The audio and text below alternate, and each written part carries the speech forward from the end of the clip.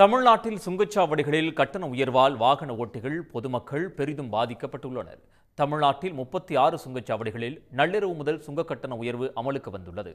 ஏற்கனவே ஏப்ரல் 1ஆம் தேதி கட்டண உயர்வு அமல்படுத்தப்படும் என அறிவிக்கப்பட்டிருந்த நிலையில் மக்களவைத் தேர்தல் காரணமாக சுங்க கட்டண விலை மாற்றத்தை நிறுத்தி வைத்திருந்தனர். இதனையடுத்து தற்போது சுங்கச்சாவடிகளில் ஒருமுறை பயணம் செய்வதற்கான கட்டணம் 5 முதல் 20 ரூபாய் வரை உயர்த்தப்பட்டுள்ளது. அதேபோல மாதாந்திர சுங்க கட்டணமும் 100 ரூபாய் முதல் 400 ரூபாய் வரை ஒன்றிய அரசின் தேசிய நெடுஞ்சாலைகள் ஆணையம் உயர்த்தியுள்ளது. இதனால் வாகன ஓட்டிகள் கடும் அதிருப்தி அடைந்துள்ளனர்.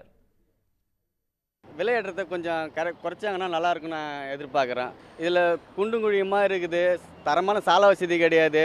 ஒரு வண்டி அடிபட்டாலோ இல்லை ஒரு ஆள் அடிபட்டாலோ அதை ஏற்றின்னு போகிறதுக்கு ஆம்புலன்ஸ் வசதியும் கம்மியாக தான் இருக்குது. மக்களின் அடிப்படை வாழ்வினுடைய விலையேற்றமாக தான் இருக்கிறது. இப்போ தொழில் ரீதியாக பார்த்தோம்னா 6 மாதத்துக்கு ஒரு வாட்டி, வருஷத்துக்கு ஒரு வாட்டி சுங்க வரி உயர்த்துறாங்க. இதனால் அடித்தட்ட மக்கள் தான் பாதிக்கப்படுகிறார்களே தவிர உயர்ந்ததை யாரும் பாதிக்கப்படவில்லை.